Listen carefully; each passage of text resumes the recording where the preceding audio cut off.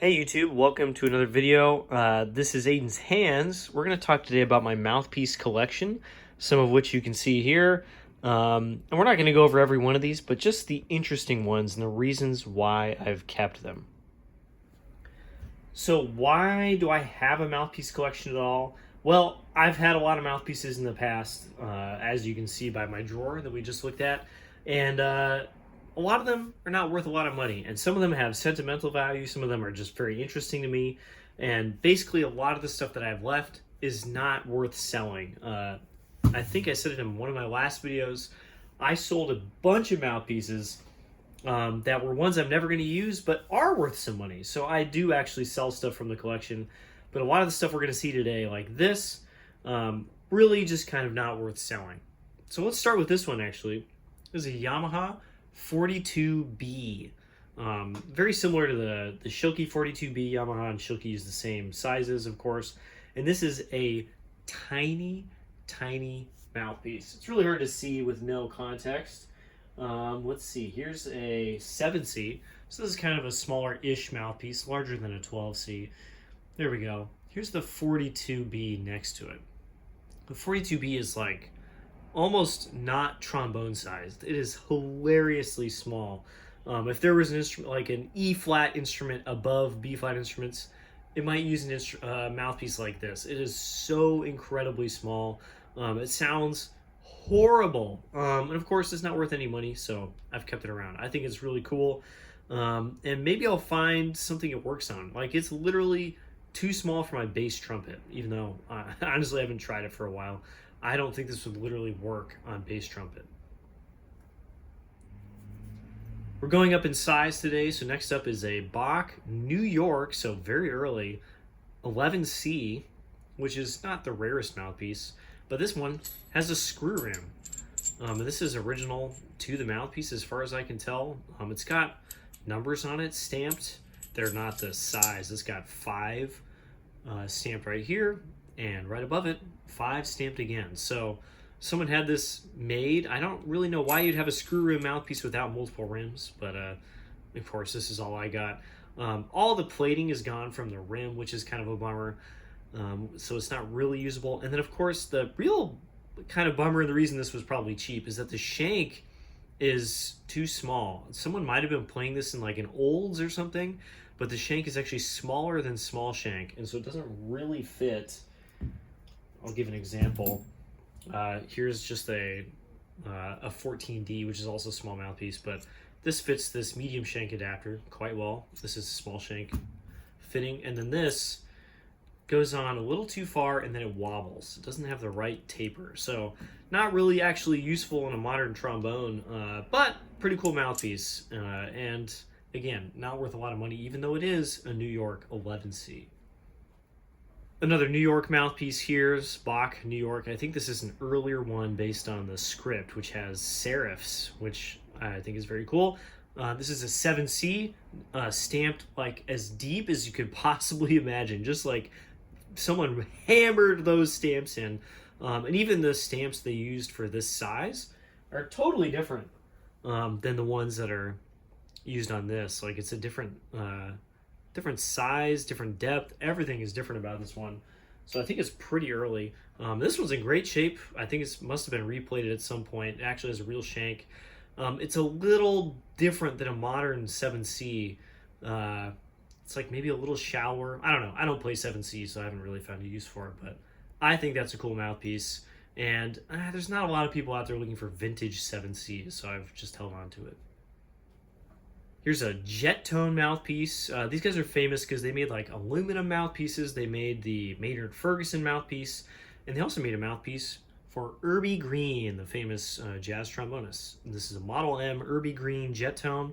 It's pretty small. It's actually pretty good at my bass trumpet. It's smaller than anything that I could play now, and it's honestly kind of amazing that Irby sounded the way he did on a mouthpiece like this. It's not awful, but it's small. Pretty deep though, and pretty funnel shaped cup. And again, not a lot of people looking for these, so I kept it. All right, we're finally into the mouthpieces, or at least some mouthpieces. We're just going up in size today. This is a mouthpiece that has sentimental value for me. and is also not worth any money. This is a King 7MD. I think these were mouthpieces offered with instruments in like the 70s, because this is not a UMI mouthpiece, it is a King. But again, I don't really know. I'm not even sure where I picked this up, but I got this in high school and used it on lead trombone with my Frankenhorn. There's a King slide and a con bell section. This is the mouthpiece I used. And I also, I've lost it at the end of high school and got a different mouthpiece when I went to college. And then I found this in a bag. It had just been sitting in a bag for like 2 years. And again, I have no use for this now. It's a little weird because the throat is very small. It's kind of hard to see there. It gets kind of fuzzy sounding. It's very strange. I could play really well in high school, not now. But I keep it because I think it's neat to have a little bit of my own history. This mouthpiece that did a lot of cool stuff for me. Next up is a King 11M, very similar to the 7MD that I just showed. This is shallower, has a smaller rim, and also has this on it. No, this is not a pipe. This is a mic pickup that you would attach to your mouthpiece rather than your instrument. This is an easier way to do amplification back in the day. And this was not uncommon for like commercial players. The problem is someone spent all this time, they drilled a hole in the mouthpiece, they tapped this on. This actually screws onto this little fitting. Take it off real quick. You can see this kind of complicated little fitting. It's got a plastic cover on it. And then this little guy that the actual pickup would hook onto.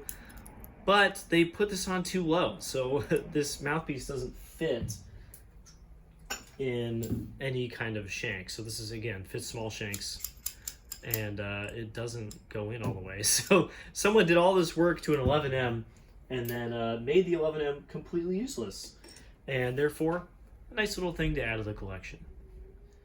No, this is not a Kelly mouthpiece. This is a Yamaha TMP SL. Just a super cheap plastic mouthpiece that is the same size as a Yamaha 48, which I just happened to pick up. So they're basically the same, just one is plastic. I got this on eBay for like $6 or something, really cheap. And if I played the 48 size or 6.5 AL size, this would be super useful in cold weather. It plays really well. It sounds great. Indestructible. And yeah, it's like a Yamaha instead of a Kelly. I've had Kelly mouthpieces in the past, and this one is a Yamaha. I'm not sure why these are like kind of unavailable now, but I've kept this one because I think it's neat. Again, one with some significance for me, but not for others. This is a Dennis Wick 6BS, kind of the 6.5 AL-ish Dennis Wick small shank mouthpiece. It's a little deeper than a 6.5 AL, and honestly, for me, it's not super good, but this was my wife's mouthpiece that she used for a long time until she stopped playing trombone, and so I've kept it around. We just saw this one, but this is Yamaha 48. Very, like there's not a lot to say about the 48. It's a Yamaha 6.5 AL, basically. It is a little different. They play a little different. The rim feels different on the face. And honestly, I think a good 6.5 AL is better. But this is my very first mouthpiece. I played school and mouthpieces forever, like 12 Cs and 6.5 ALs and whatever. And then I went to music camp one summer, and a friend sold me this for like $15. And it was better than whatever I was using at the time in my Yamaha 321 euphonium. And I've managed to keep it ever since. And honestly, in pretty good shape. I don't think it was a lot worse than this when I got it. So that's really cool. Again, this is one of the reasons I keep these mouthpieces. Is this has a lot of meaning for me. And the Yamaha 48 is worth about 35 cents. So I may as well just keep it. Here's something people might recognize, a Con Remington. This is what came with the 88H for a long time, based on, of course, a mouthpiece that Emery Remington, the teacher at Eastman, I almost said Eastlake, not Eastman, but Eastman the school, was the 88H artist, and he developed this mouthpiece. This has the Remington shank, which is different than the modern Morse taper that we use on everything else. And yeah, that makes it pretty much useless in any other trombone. The Remington's also strange because the rim is pretty small. It's like 6.5 size. Cup is deepish. It's not like shallow, but then the throat is very small compared to any like just a normal Bach 5G or even a 6.5 AL. So it's a very oddly balanced mouthpiece, deepish, but just like very small throat. And so I really don't like these. I think it plays pretty badly on the 88H, but obviously a huge mouthpiece at the time. Here's a Courtois Becquet mouthpiece, 6.5 M. This is what Michel Becquet uses on or used on his Courtois. I don't know where I got this actually. The rim is like horrifically beaten up, and of course it's smaller than anything that I use. I actually lent this to a student of mine when I was teaching the UCLA marching band, and he sounded so good on it, but he wasn't a music major, so he just gave it back when he was graduated, and I've just kept it ever since. I think it's neat.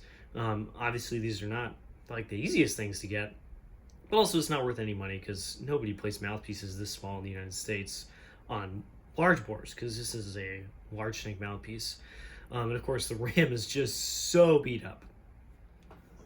Another cool mouthpiece with historical significance. This is a King 29.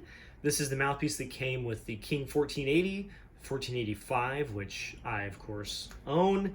I think it later came with the 4B and maybe 5B for a bit before they were bought out and started using UMI mouthpieces. These also have a slightly different shank. It is not like a normal large shank. It's not the same as Remington either. It's just a little strange. And this is another one of those mouthpieces it's kind of a bass trombone mouthpiece of the time. Little larger rim. It's almost 3 size, I would say. Pretty big cup.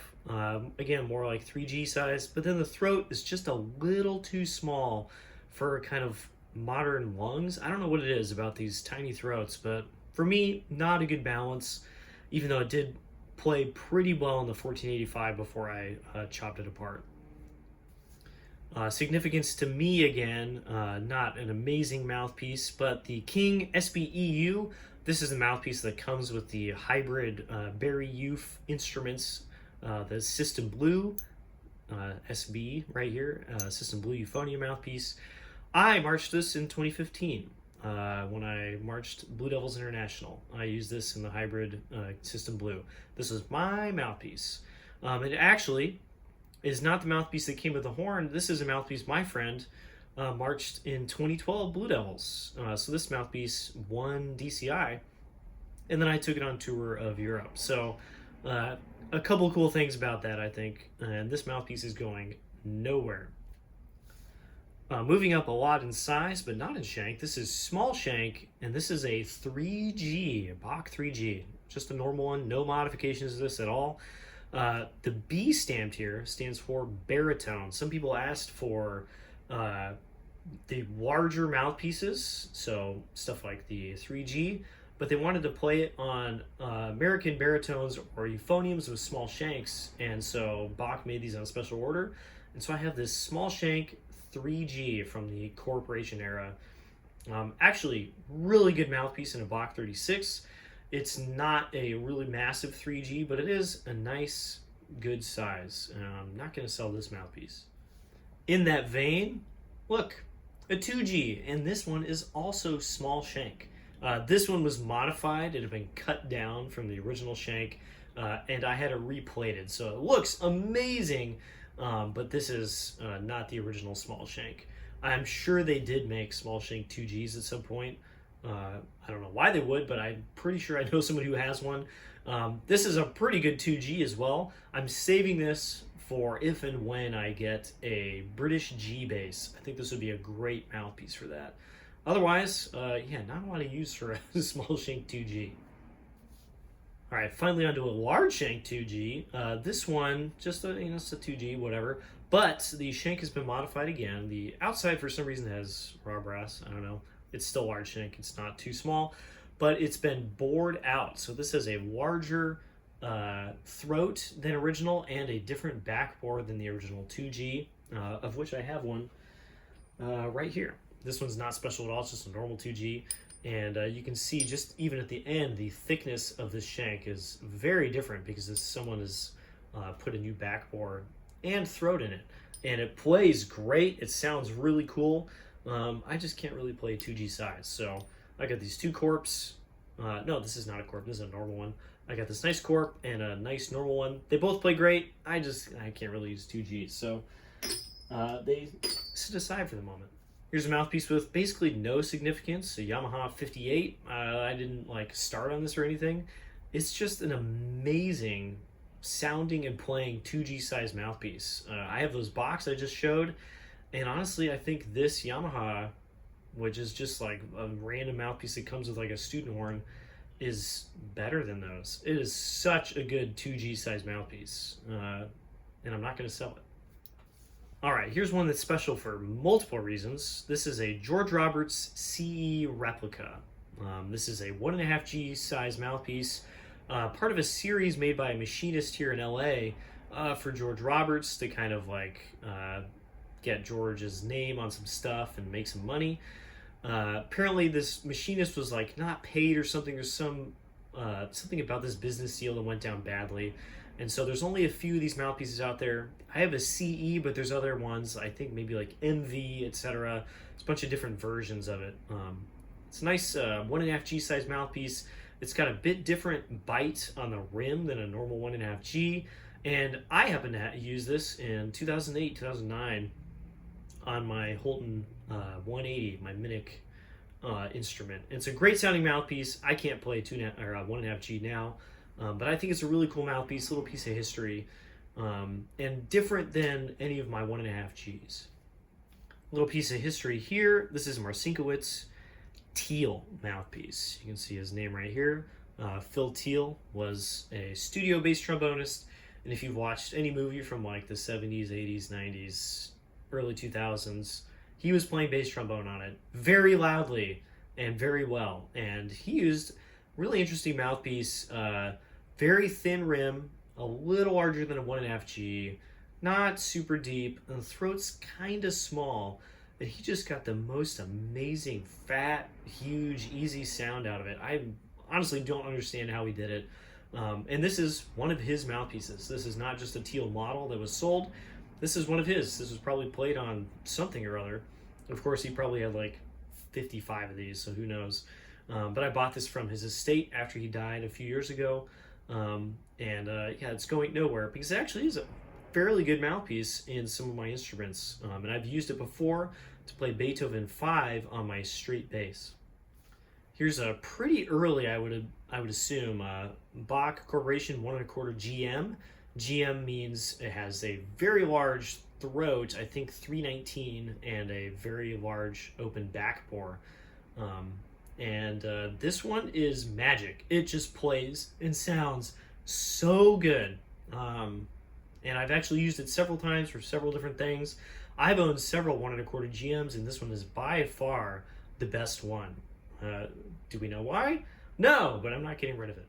Here's my Tyne BME mouthpiece. This is what I used on my BNS bass trombone before. I recently sold it. It is now gone. But I managed to hold on to the mouthpiece, and this will wait for when I eventually buy, I don't know, Tyne, another BNS, something like that. Very cool mouthpiece. Kind of 1.25 G size, which is fine for me. Not super deep, pretty bowl-shaped cup. A little smaller in the throat than you might think.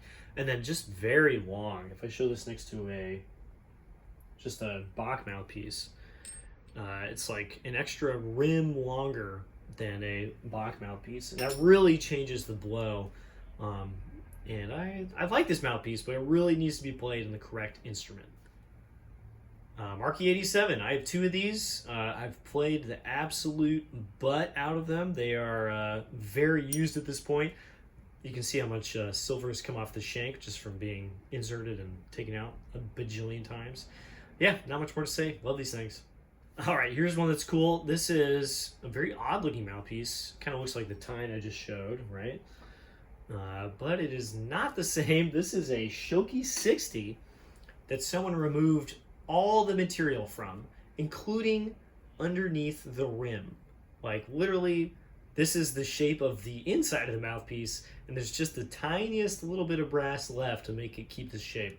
So much was removed that this has been dented in. That side is flat now. And actually, it's still playable, and it still sounds pretty good. It's a good sounding and playing a Shilky 60. I don't really use that size, and like it is hilariously light. This is, I think, far and away the lightest mouthpiece I own because there's nothing left. I could probably, and I won't do this, I could probably just bend this if I wanted to. Very strange. This guy, Ron Rosenbaum, had these made. It's got a little star on it. I don't know if you need the star. We know it's been modified. And it's also been gold plated. So, yeah, very interesting. I think the loss of surface area by removing material was offset by the surface area that you add by removing the underside of the rim. I don't know. This mouthpiece is crazy, and it's not going anywhere. Here's a cool mouthpiece. I'm not like a huge fan of stainless steel or Giddings or anything, but this is a Don Harwood model. I think Don was an amazing bass trombonist, and one of the ways that he got his sound in his later career was using one of these. It's bigger than what I use, but honestly, a pretty good mouthpiece. It's definitely in the vein of like using a lot of air, a lot of effort to get an amazing sound. That's not really how I play, but cool mouthpiece, and that's not going anywhere. I've showed this before pretty recently. This is my Greg Black McCommon. This is a lead pipeless mouthpiece. That's why the shank looks so crazy. I'll show it next to my Marquee 85, or 87, sorry. And maybe you can't tell, but the shank on this is way, way larger. Like it almost fits the 87 inside of it, because this does not fit in a receiver. You have to take the lead pipe out of the trombone in order to use this. And that's also why it's a little longer, because more of the mouthpiece needs to go in order for it to be secure. It's interesting because the end of this shank is actually not tapered at all, like this much. Has no taper, and then it tapers pretty slowly for another amount, because a lead pipe or a slide tube has no taper. It's just a tube, and so you have to figure out a way to get a shank to fit in there and not just wobble all over the place on a high point. And this is the way Greg did it. It still wobbles a little bit, but it's still awesome. And funnily enough, this is actually not that large of a mouthpiece. It's 1 1/8 size rim. It's deep-ish, and it's got it's like healthy sized throat on it, but it's actually not that big, and therefore it actually plays really well. And if I were a glutton for punishment, I would just use this. It's actually pretty great. Here's a rare bird. This is a Lasky 105C. So I have an 85 MD here for bass trombone. You notice the 105C is a lot larger. And that's because this is their new contra mouthpiece. This is what comes with the Shire's Q contra bass trombone. This is what I'm playing in the video. Actually, no, I did play this. I didn't play it on the video that I made recently. And I kind of liked this mouthpiece. I thought it worked pretty well. And someone I know just bought a Shire's Q and didn't like this, and so I bought it used. And this is probably the first one out there that didn't come with an instrument, because I don't think they're selling this mouthpiece separately. And not a lot of people have bought the contra and then sold the mouthpiece, so I have like one of the only ones that's not with the instrument. I will do more thorough testing on this later, but I did like it. Healthy mount on the Shire's Q. Here's a mouthpiece that means a lot to me, but nobody else. Shilky Hellberg. Not a Hellberg 2, just a normal one. Really beat up. I mean, this was used in a school for a long time. I definitely took this from my high school. Sorry, guys. I hope I can make it up to you.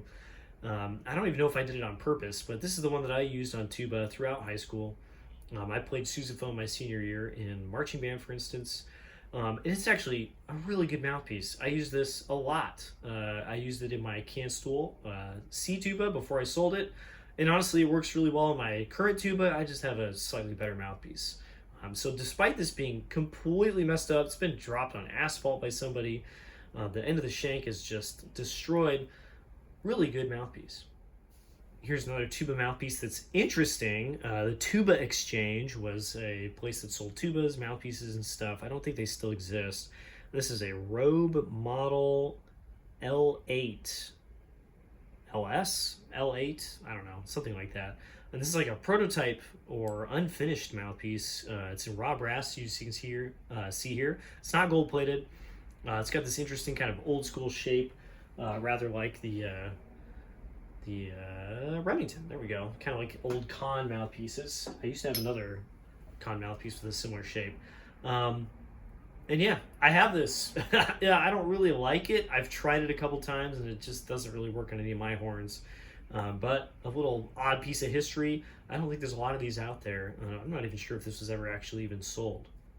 Here's something cool. This is a Miraphone 23 mouthpiece, so a kind of smaller F-tuba mouthpiece. You can use it on E flat as well, I guess.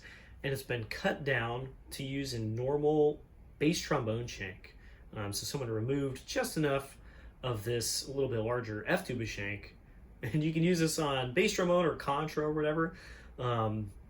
Why you would do this, I don't know. It's horrible unless you have like just chops and air of steel.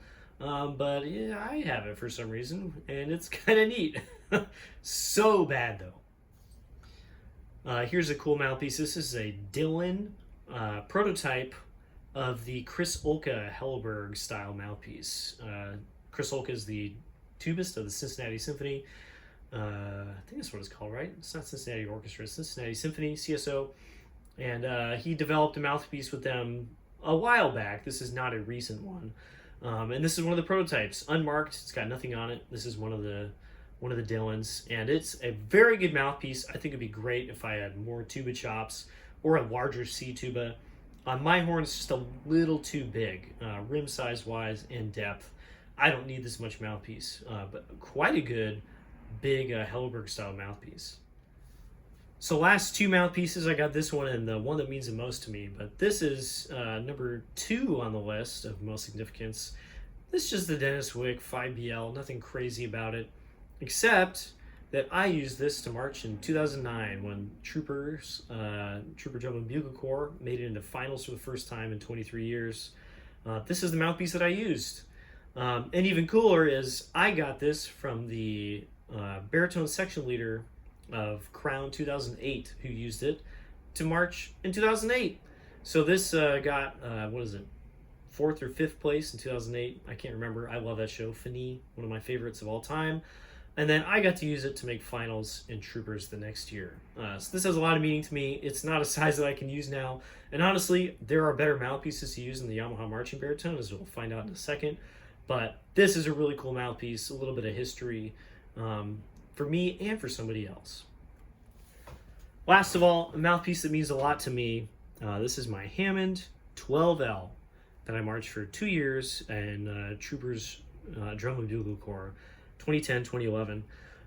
I watched, because I marched 2008, 9, 10, 11, and I watched Crown in 2009 a lot. We were on tour with them plenty, and their baritones blew me away. They sounded so good, like just blew my mind.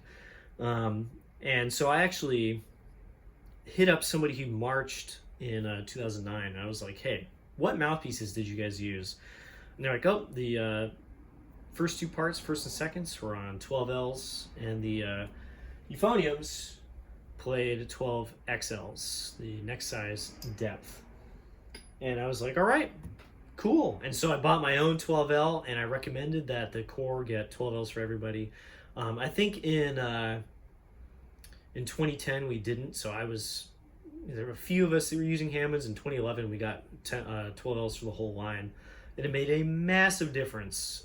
I think it's the best match for the Yamaha marching baritone. And of course, this has a lot of meaning to me. This is literally the one that I use to play solos. I, took this all over the country twice. And yeah, it has a lot of meaning to me. That's a really cool mouthpiece.